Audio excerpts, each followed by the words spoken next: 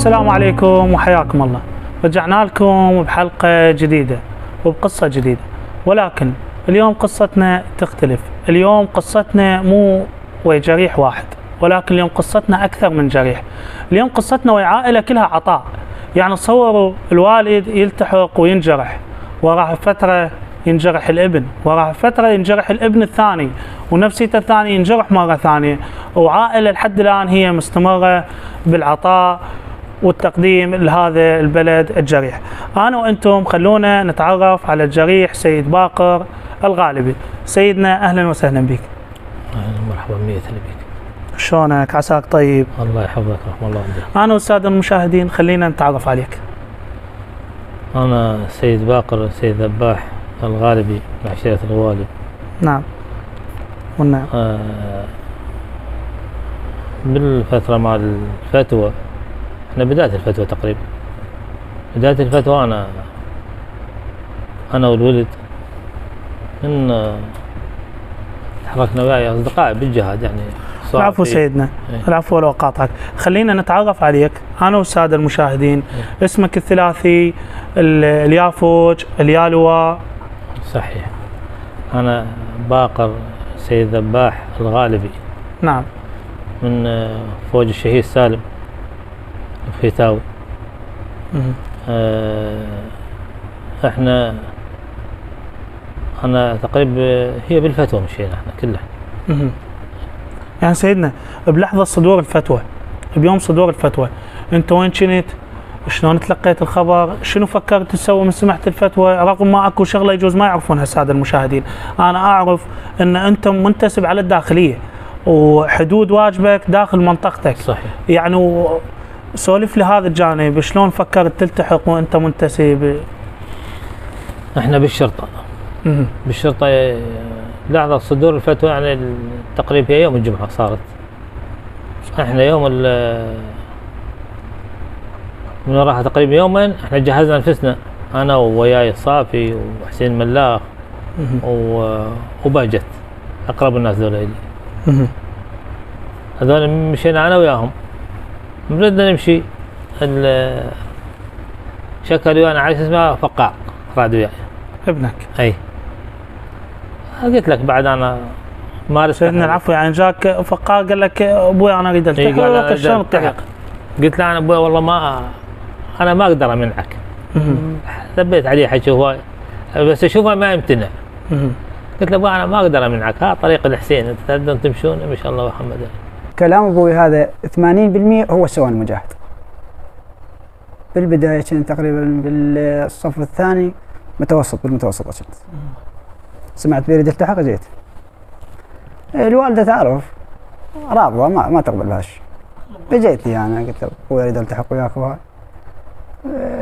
قال ابوي انا اقدر امنعك من هواي شيء، من الطلعه من الساحه يعني الطوبه وهاي، بس هذا الطريق ما اقدر امنعك منه، هذا طريق الامام الحسين كيفك تريد تروح تروح. بالنسبه للكرار هم نفس الحكي، بس كرار وين؟ على اكو فوج من الناصريه حتى ما اعرف، ابو علي الناصري راح التحق وياهم، بس هم كانت بوضعهم يعني الوضع صعب. كانت المجاهدين بيها عمليه على جرف الشط، مال مو جرف الصخر، مال لا هم هنا على بغداد، على الطيفيه. على الطيفيه. يقول احنا بعد كل استشهدوا، كل يعني بالجمله استشهدوا ظلوا قليلين. هم كرار طفل، كرار ابن عمه وياه، يقول بعد وياهم واحد ثالث، يقول احنا نصابه ويانا نسحبه، يعني استشهد نسحبه، من نسحبه هذول. يقول اخر شيء يقول جمعنا ابو علي، قال ابو علي جويبراوي وياهم هو، قال له انتم، قال له كرار باقر ذباح، قال له انت من سيد باقر؟ قال له شو نسوي هنا؟ شو ما تروحوا ابوك؟ قال ابوي ما يخليني. قال له لا انا هسه خليك. كتب له كتاب رساله الي ووداه. بالفترة الأخيرة نعم. وداله رساله ابو علي قال احنا بيها شو اسمها بالعظيم. مهم. بالعظيم ايش قد بقيتوا سيدنا؟ بالعظيم مم. بالعظيم بقينا اول بدايه اول صعود هي اول التحاق لك ايش قد بقيت؟ 21 يوم. 21 يوم. اي سيدنا العفو، بهاي ال 21 يوم التحقت والوضع متأزم وال 2014 رغم ما انت هنا يعني مكانك ومرتاح، واحد غيرك هذا المكان يشتري مشترى، وانا داوم يم اهلي واقعد واسكت وارجع البيت دوام، ممكن يومي ممكن بين يوم ويوم. صحيح. يعني ما ممكن اليوم واحد يلقى له وظيفه او تعيين قريب على اهله ويعوفها ويروح للقتال هذا. شنو السبب والدافع اللي خلاك تروح هناك؟ الدافع هنا هو انت تدري هي الفتوى. احنا ما عندنا غير الفتوى. مو صارت الفتوى احنا بعد مشينا ربنا بكل ثقلنا عليها. ما فكرنا بعد. من ظليت 20 يوم ورجعت رجعت حتى رمي صار عندنا بالسلف. والنعم والله. رمي يرمون لان بعد فرحهم من صار. يرمون للمجاهدين. اي يرمون. سيدنا ردة فعل العائلة بعد هاي ال 21 يوم والوضع متأزم، شنو كانت ردة فعلهم؟ ما قالوا لك يا بطل الولد ماخذهم وين رايح بيهم؟ ما يقولوا لهم هم انا يعرفون لك الجماعه انا مندفع بالبدايه، فهم قالوا لي خابرتني محمود قال لك يا انت هذا الاولاد ترجع منهم قسم ان هم ثلاثتهم ما يصير ثلاثتهم، ارجع لك واحد منهم وكلهم اولادي، انا ثلاثتهم اولادي، يعني انا شنو ذنبي؟ سؤال البقيات قال اخذ من عندهن ورجع لي واحد. قلت يا ابا والله ما يرضون يرجعون، ما يرضون يرجعون. يعني هنا ام محمود إيه؟ قالت لك يا ابا رجع من ولدنا من ولدي واخذ من ولد الثانيه، يعني ايش عاد؟ ولد الثاني ياخذ منه.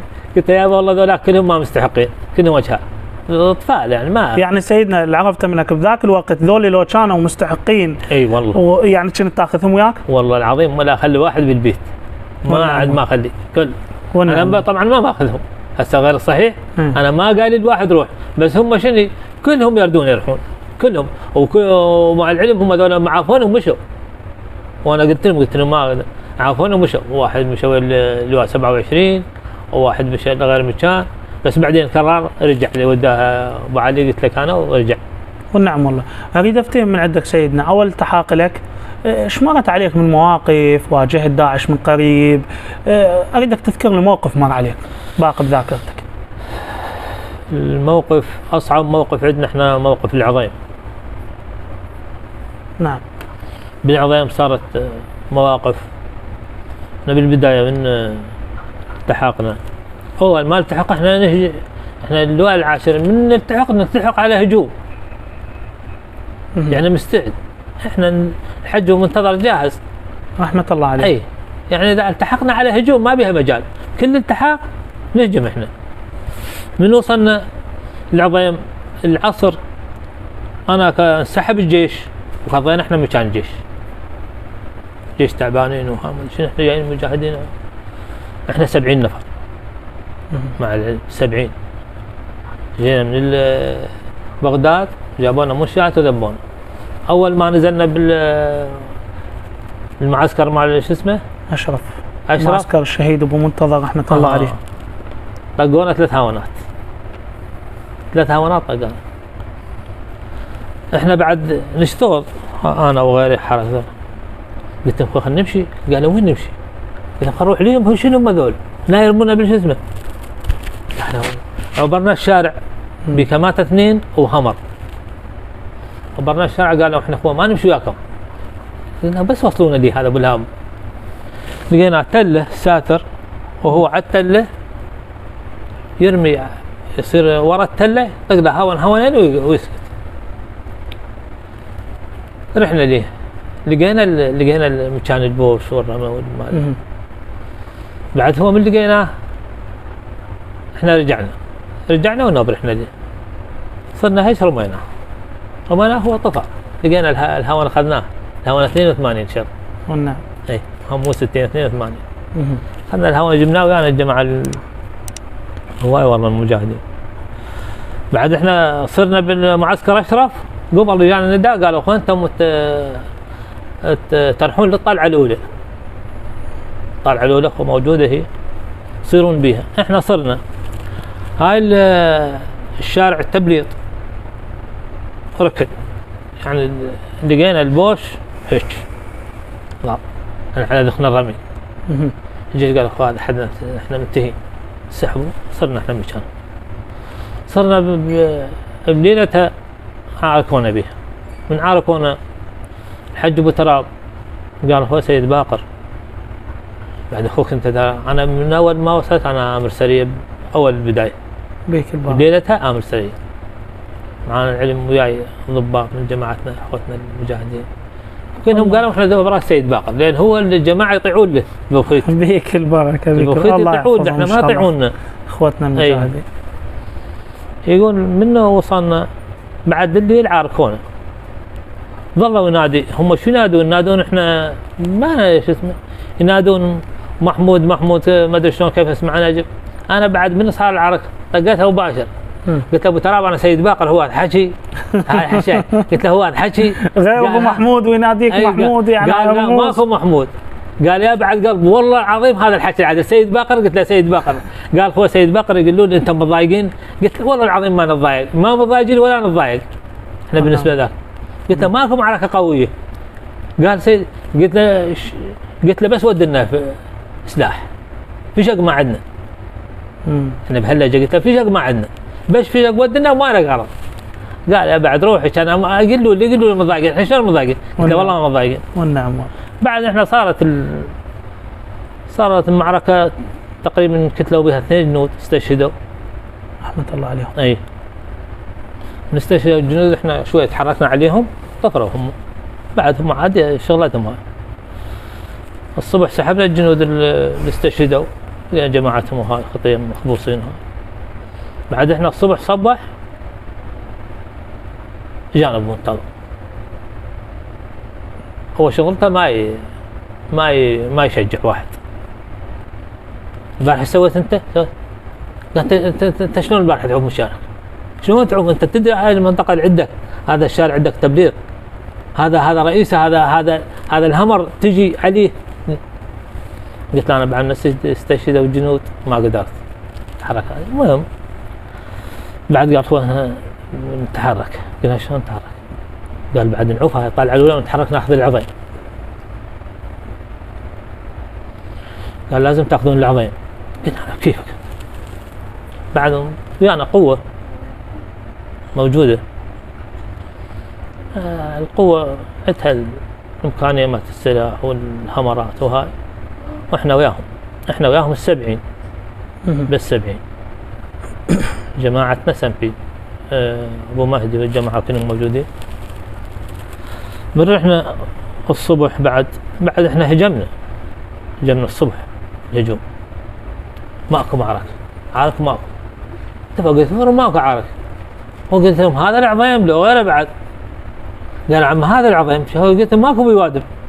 قالوا لا سيد باقر بعثي ورانا. بعد هم انسحبوا مؤقت.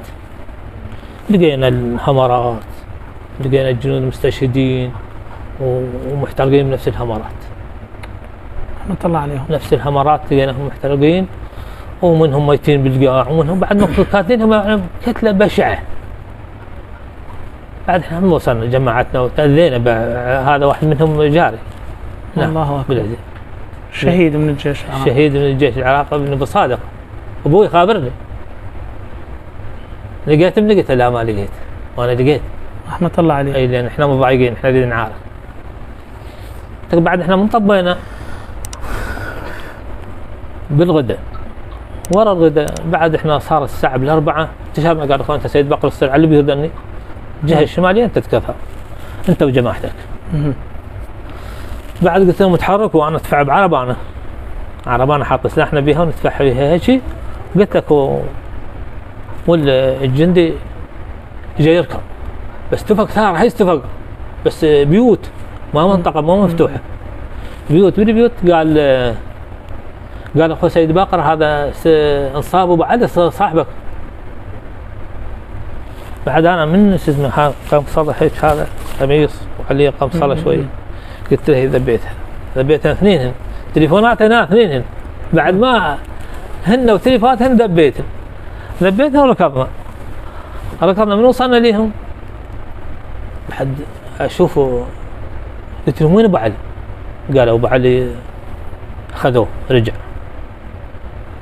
بعد احنا عاركنا بنفس المكان، صار عارك عارك من وراء جانا، التفوا عليكم؟ التفوا علينا، بس احنا شنو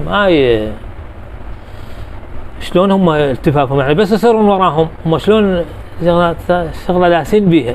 اذا يصيرون وراهم بس يرمونها. انا وياي بهجت وصافي دخلنا لهم، بعد انا ضليت سلدت عليهم ادبي كيس، هو على السطح ويرمي علينا. يعني انت تشوفه هنا؟ اشوفه عندك عليه بس ما رميت، تسللت عليه. تسللت عليه وبهجت ظل وراي، وقلت له قلت له هذا رمى وراي تشبيك بهجت. قال اخوي رمى وراك، انا راجع. صار وراي وظل يرمي اللي ورا. بعد انا عرفت بان قوه ورانا. سللت عليه المهم مسافه رميته تقريبا 10 20 به، فرد قرصه طاح هو من الوحده، طاح لي تحت. والنعم مثل كلش. بعد لما طاح رديت عليهم، قلت له كتلته بهذه اللهجه، قلت له كتلته. قلت له شو هذا رمي منين؟ قال رمى هذا دار ورانا. مع المعركه طولت، من طولت المعركه صار استشهدوا جماعه وخان. سمحت الحج منتظر، قال سيد باقر وين؟ جيبوا لنا سيد باقر. يعني انسحبت القوه، انسحبت. انا قلت لك 70 وين يعني 70 ما احنا كنا لوحدنا، احنا قاومنا لوحدنا بس احنا ما قدرنا نقاوم بعد. قوه انسحبت كذا. اكو قوه وياكم منهاره. قوه انسحبت منهاره وبشو معنوياتها منتهيه. بالشارع تشوف طبعا شغله مو بسيطه. شغله مو بسيطه. بعد قلت لك احنا ما رجعنا، قلت له بهجة سندونا خلينا نطلع هم ويانا جماعتنا 7. طلعنا هم 7 ما ادري شنو هي، انا القوه رموا ضل يرموا. سيدنا العفو، هذا رمي وشهداء. وانت استوى مسلل على داعشي الله يلعنه ومخلص عليه منفذ عليه. ما جاب بالك شيء؟ جاب بالك حافز هوسه يعني شعور؟ ايش قلت بينك وبين نفسك؟ الهوسه قبلها هوستها، قبل لا اوصله بعد واقف ما عاد يرمي علينا. والله صرت على الحائط وهوست انا ببالي هسه. قلت له اليوم الضيج امك جايبتك. اليوم الضيج امك جايبتك. والنعم والله هوست فيها هاي بدايتها، بس انا وتسللت عليه، نزلت عليه. نعم. سحبت الشهداء؟ سحبنا الجرحى والشهداء ومنتظر. لقيتها كان خمرات قليلات. صعدت على المدرعه، لقيت بها جوه ناس قاعدين بها وانا اريد فوق. ليش سيدنا؟ ليش ما تستتر جوه؟ ايش معنى فوق؟ انا اريد عاش. والنعم والله. قلت له انا تخليني بس نزل رجلي بس ذني. قالوا شو وين تريد رجليك؟ ونزل رجليك علينا. قلت له نزل عليكم، اريد بس خلنا استلم شوي المكان. قضيتها هذا الولد بالشلقه. قال سيد ما يعرف اسمي. قال سيد هذا اللي وراي ذبحني ما خليني ارمي. قلت له انت بس اطلع مجال. بعد هو بيكم وعليها بكيسي العدو. البيكم تك عدو. بيكم وعليها بكيسي ويرمي علينا ماكو رادع. رديت انا عدلتها رميتها. شنو كان سلاحك سيدي؟ بكيس كلش من انتهى الجهاز من صبت بكيس بيدي ما غيرتها. والنعم والله. ايوه. رديت على العدو ورميته. من بعد رميته هو طاح واحد من عته بالقاع. من صار عليهم رميتهم بكيس مو سهل. رميتهم بكيس واحد طاح بالقاع وذولا ما صوبوا. هسه انا ما شفتهم بعد عيد من صوبوا ما ادري شنو. بعد هو وين اخذ اتجاه ثاني فرع وطلع بيه قبر. بعد استلمنا جماعتنا وجبناهم طلعنا بالقل هو الله حاضر. الحمد لله. بعد هاي المواقف اللي مرت عليك اريدك تسولف لي لحظه الاصابه. اول التحاقك شلون واجهته؟ شلون انصبت؟ والله هي اول تحاقي هي كل بدايه التحاق انا قلت لك هجوم ما بيها مجال. قالوا انت هالمره تهجمون على المقدادي. كان حجب وما هدوا الجماعه ويانا. العفو سيدنا، الحج ابو منتظر هم كان موجود؟ الحج منتظر موجود شنو علاقتك بالحج ابو منتظر؟ انا اشوف من بدايه الحديث لحد الان الحج ابو منتظر قال، الحج ابو منتظر نادى، الحج ابو منتظر قطع اوامر، يعني احسك قريب على الحج ابو منتظر، شنو يعني لك الحج ابو منتظر؟ يعني ذيك رحمه الله عليه.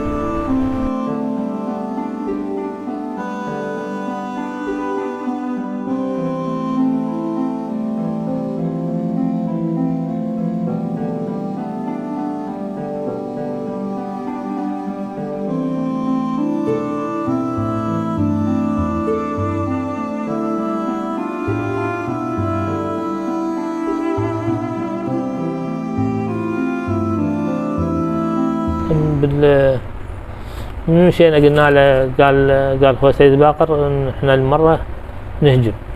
مشينا انا وياهم، مشيت رحنا للساتر، شفت الساتر، استطلع شفنا الساتر وهاي. قال هو سيد باقر اريدك تقول لي هسه هذا الساتر، هذا الهور كنتوا عارفين بالهور تعرفونه؟ قال لي انا ليش اقول لك؟ قلت له ها شي سيد؟ قال لا انا سيد ما اعرف، انا اعرف عرك اليوم اللي عارف ياهو مجاهد. اي مجاهد. قال سيد باقر هذا كنتوا الجيش قبل تطفرون به وتعارشون به، تعارشون الجيش وتقتلونه بقى صدام حسين. هذا الجيش هسه وهذول انتم شلون تعارشون؟ وين نعطيكم اياه؟ قلت له والله اذا تريد تعطينا ورا الساتر. قال لا خذوها الناصريه. ضحك. قلت له اقول له قول حولوا منا شوي بالماء. قلت له قول حولوا على هالهوره. قلت له حجي والله ما نمشي المسافه اذا ما كلنا ناخذها بس دورنا. ما تقول لنا شلون ما يصير هاي هجوم، اكثرهم ولد شباب صغار. قال سيد باقر اذا ما يحتلونها انت ما يحتلها، والله بهالطريقه. قال اذا ما تحتلونها انت ما يحتلها. صدق كذب انت. احنا واقفين وفات علينا الحج العامري، فات علينا. قال والله العظيم باكر ب 12 تصلون بيها وجدك رسول الله. هو طبعا ما يعرفني، انا قلت لك يعرفني كذب. بس انت الان شطفه الخضراء شات شد على راسي. قال والله باكر الظهر تغدون بها. ايش بيكم انتم خايفين علينا؟ قالوا هم هي جماعه الحجي ابو كوثر، جو جماعه السرايا، المهم جماعه جت هواي والعصائب كلهم جاوا ورجعوا. الله يحفظ كل المجاهدين. من جاوا ورجعوا قالوا الا يجي انا الحج منتظر يعني، هذا اللي جمعت منتظر يعني. الحمد لله. من وصلنا احنا بعد قلت لك انا كان ويانا نوش موجود اللي جونا جنود 2 حيتهم مدرعات 2. قالوا احنا سيد نريد وياك. قلت له ليش؟ قال والله سيد احنا بعد تعرف هاي ربعنا ضغط علينا وهاي واحنا نريد الا وياك لان انت تعرفنا وما نعرفهم الاستاذ رواد. بعد هم الصبح من جبتهم انا قالوا حج هاشم حجه قال انت سيد باقر ما يصير انت تاخذ 2 مدرعات، يعني فوج كامل تاخذ 2 مدرعات، انت سريه وتاخذ 2 مدرعات. بعد هو خطي لهجته بعد من اخذنا احنا ضمنا شوي. اجى الحج منتظر بعد هو يحكي صابني هنا انا واقف صابني. قال وياك انا ظل دوم سارح بيك صابني طيحني من طيحت تركت عليه واختار. شفته هو بعد ضحكت. طبينا اشهد الله تصيح عليهم لا حد يتقدم، اصيح لا حد يتقدم، اعطوني مجال خلنا غير خلونا تهدون لي. قال احنا قال لنا هاشم. يا اخي هاشم مالك مرض بي انا تم صدق. بعد هم قدموا شويه بعد انا صرت قدام الهمر ايش اسوي؟ صحيت عليه وحاكي وانهم مشيت. هاشم تقصد حج هاشم؟ حج هاشم اي قائد الحاج هاشم ابو احمد المحمداوي. اي هو نعم. قالوا له هاشم هم لهجتهم يقولوا له هاشم. بعد انتم ناس اهل ديره واحده واهل الله يحفظهم ان شاء الله. قال قلت لك بعد احنا من رحنا مسافه بعد انا شفتهم شوف العين. قلت له شامل قدم شامل. قلت له شامل هذول. قال سيد باقر لا تخليهم ينزلون. بعد انا نزلت هيك واشوف الجنود استشهدوا الجنود استشهدوا منهم جماعه واحنا قال انتم طبوا انت قلت له غير تميل من الطريق منه حتى ندخل. المهم دخلنا احنا، بس دخلنا اول بعد ما ساتر ما نازل من الساتر اللي جوا، بعد هو صعب طقتني هنا فرت فر وطحت. بعد ما طحت عندي الاجهزه، عندي جهاز اتصل ويا الحج ومنتظر، جهاز ويا ابو مهدي حج محمد تركي القائد اي الحاج محمد تركي المحمد داود. اي نعم. وبعد هم اثنين الاجهزه حاطه ثلاث اجهزه عندي. قلت له اخوي شامل ذكرتهن لان بالوحده راح منه جهاز بالهجوم القديم. قلت له شامل شلتهن اثنين وطيتهن يده. قلت له شامل الاجهزه ذن هنا، بس انا ستر علي الفقد، افقد فقدت الوعي بالمعركه. فقدت الوعي. انقلت لو تاخرت برضه؟ لا ما تاخرت بساعه، بس انا من صعدوني بالبيكم. بيكم كانت سيارتي. نعم. وقت السري خذوني البيكم شوي مسافه وشوف المهم قلت لك انا بعد من نفقد هذا البشر، من يفقد يروح بغير عالم. شفت واحد على الساتر ورسول الله، شفته على الساتر لابس بيضة عند تبقى يهوس وجهه. سمعته قال لا تجفون الحد صاحلكم. لا تجفون الحد صاحلكم. الحد صاحلكم. اي. منو تتوقع هذا؟ والله انا ما اتوقع حاجة. يعني انت هسه انا نوضح للساده المشاهدين. يعني من فقدت الوعي، خلينا نقول شفت رؤيه. اي رؤيه. شفت شخص شخص دجاجه بيضة او سدريه وتبقى 30 نص خمس ويعاين ورانا وهو جاب هاي الهوسه لا تشوفون الحد صاحلكم. انا الحمد لله قطان بن حميد اخو حسين قطان هو اللي خلاني فزيت وكريت قطان. قلت له قطان احنا شردنا. قالوا لك انت تريد تموت وين شردنا؟ قلت له والله العظيم طفرنا. قال شلون طفرنا؟ احنا نريد نموت غير احنا جرحى. قلت له ايش يقول لا تشوفون الحد صاحلكم. قال كان ايش بيدي شو اسوي؟ بعد انا طحت على السياره ووفيت. بعد وفيت لقيتهم ناقلين من البيكب ناقلين للاسعاف. بعد من بالاسعاف ظليت افقد هواي بس استمر بالفقد. بعد انا شلون تقول لهم مثلا يستر علي هو اليوم مستشفى وصلت؟ مستشفى المقدادي ميداني. ميدان. وش قد بقيتوا؟ تقريبا ربع ساعه نص ساعه شقه وهذا منطرون وش اسمه هاي كنا بنقلون مال بعقوب مستشفى مال بعقوب. ايش قد بقيت هناك؟ بعقوبة ظليت يوم الثاني. ونقلت للعمارة؟ نقلت للعمارة بس هو احنا من صارت مستشفى بعقوبة علينا ضغوطات. يعني شلون ضغوطات سيدي؟ ضغوطات اللي يعني يتوقعون كل ساعة يهجمون علينا. يهجمون على المستشفى ويكذلون بي. هيك يعني بهاي الحالة الولد بقوا بالمعركة سيدنا ولدك؟ ما يدرون بي. ما يدرون بي. إيه؟ قال يا ابو سيد باقر ترى الصور. بعد انا هم انهاريت لقوا في التفكت وركضت. والنعم والله. بعد رحت متاخر لقيتهم ماخذينهم. بعد تالي قالوا نوديك قلت لا ما يحتاج وخابرتهم قال انا زين. وانا تصريت قلت له لا تقول له. الحمد لله. بس انا بالمستشفى سمعت كرار من سمعته وانا نايم سمعته ضرب حيل بقوه قام يضرب وكضيت هاي المضمت قلت له كرار خليه يجي. قال هسه وجدك هسه جيبه. جاب لي وقلت لك بعد انا هاي بعد هي الامور صارت الحمد لله. أيه. سيدنا معاناتك ما بعد الاصابه شنو سبب لك الجرح من معاناه؟ والله انا بالنسبه وراء الاصابه الحج هو منتظر ما خلاني بعازب على الصحيح غير والنعم منه. اي والله الحج ابو كوثر الله يستر عليه ان شاء الله. من جاء انا يم ابو كوثر قال له اخو هذا سيد باقر احتمال رجله تنقص. حاشا الحج منتظر السيد باقر هو احتمال رجله تنقص كانت. قال الله يرحمه قال له انت شنو شغلك؟ قال له ودع له رقم 1.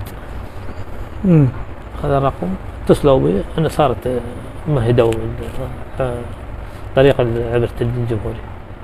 الحمد لله عبرت اي وتعالجت هناك. عالجت معنويا ما اثر عليك الجرح؟ ابد.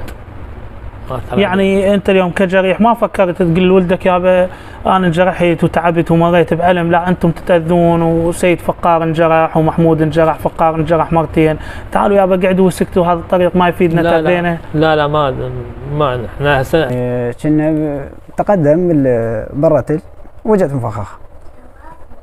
ايه تعرف سيارات الحشد كانت تعبانه يعني مو مثل هسه احسن يعني تطوروا. فعلا. اي وهو سيارته سريعه كانت ما قدرت استعجل. ضرب انفجر عليه. صارت اصابه هنا بس براسي واحده. الاصابه الثانيه ب 2017 تقريبا ورا 3 اشهر. بس طبت رجعت. كنا موجودين بدايه عمليات تقريبا مشابه للاصابه ابوه. بدايه الساتر ضربونا بصاروخ. صار عندي اصابه هنا وهنا، هاي بعد موجوده لي هسه عمليه. انا قلت لك احنا يا سنه 14 لو كنت تردين هسه نرد احنا وياها. والنعم. ونحسن. سيدنا هنا ذكرتني بسنه 2014. أي. عندي سؤال يقول لو بالاعجاز ارجع بيك الوقت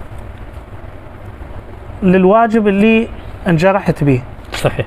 وراح تعرف بنفسك ترجع وتنجرح وتتكلف بنفس الواجب، وانت تعرف راح تروح وتقاتل وتنجرح، راح ترجع تقاتل؟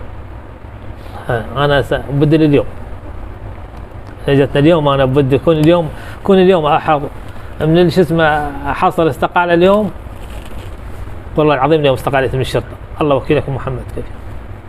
اليوم استقالت من الشرطه ورحت للجسم. والنعم. أيوة. كل الاحوال هو الهدف واحد والواجب واحد. رسالتك لاخوانك المجاهدين اللي على الساتر شنو توجه لهم رساله؟ شنو تقول لهم؟ اللهم احنا نتمنى لهم الخير والعافيه، ويتمسكون بهذا هدفهم. هذا الهدف ما يحصلون مثل ابد والله. نسأل الله الثبات. سيدنا استحقاقك الكامل من لوائك من فوجك، عرفت منك كان انت من الفوج الاول من اللواء العاشر. نعم. يعني كآمر فوج، معاون آمر فوج، إدارة قسم الشهداء والجرحى، ما قصروا وياك. استحقاقك تواصلوا وياك. استحقاق كل استحقاقات الطون. احنا هم دفعوا لي مصرف من رحلة الجمهورية على حسابهم. انا ما خسر من عندي شيء. انا وبعد هذا شو اسمه الدكتور الحمداني الله يذكره بالخير، هسه قال لي قال ليش رحت لإيران؟ قلت له بعد رحت. قال انا مو قايل لهم كل واحد من بدر ينجرح علي يجيني هنا احسن. والنعم. قال ايش قد اخذت من شو اسمه؟ قال 20. قال له رجعها للسيد ورا من ورا ما رحت لإيران. وسوى له عمليتين طبعا، عمل شو اسمه 4 عمليات صارت. 4 عمليات صارت برجلي. الحمد لله. عملية. ونتيجتها هسه بالتالي تبقى هيك لو شلون؟ بعد هي معاملينك شوي افضل بالمستقبل؟ لا ما هاي نهاية سقوط قدم، هم يسمونه سقوط قدم، يعني الشف يطيح. شوف هذا ظل هيك. الحمد لله. سقوط قدم ماكو غيره، بعد ماكو اي شاره ماكو. وسام شرف هذا ان شاء الله في ميزان حسناتك. اي والله. شو اسوي؟ شنو يعني لك سيد علي السيستاني؟ الله يحفظه ويطول بعمره. هو الاب الروحي يحترم السيد السيستاني. كل مجاهد مو بس انا، كل مجاهدين وكل وقت اللي يجي احنا جاهزين. والنعم والله. والله العظيم ما قصرت. ما تعطلنا هاي الرجل، هاي القطعه هسه تكون مقطوعه مقصوصه. سلامتك ان شاء الله. ايوه. اللي ولد ذول نفس كل احنا على هالطريق. والنعم والله. انا وصلت لهنا لازم اختم. تعبتك وياي. سالم ان شاء الله. ونشوفك بالخير وفي امان الله سيدنا الجليل.